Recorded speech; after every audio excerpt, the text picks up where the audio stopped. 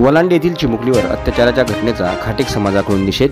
खाटीक समाजाच्या वतीने उपविभागीय अधिकारी यांच्यामार्फत मुख्यमंत्र्यांना निवेदन।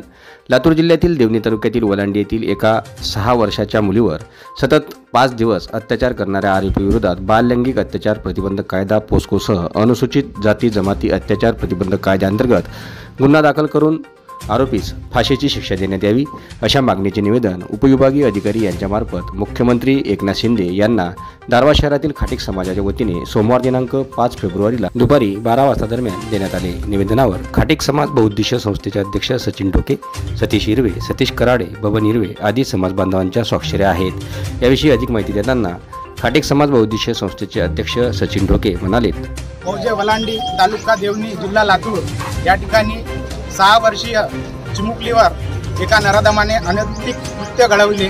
त्या निषेधार्थ सर्व समाज बांधवांतर्फे हा खटला शासनाने फास्ट ट्रॅकमध्ये लवकरात लवकर 6 महिन्याच्या आत लावून आरोपीस कठोर फाशीची शिक्षा देण्यात यावी यासाठी सर्व समाज बांधव आलेले आहे।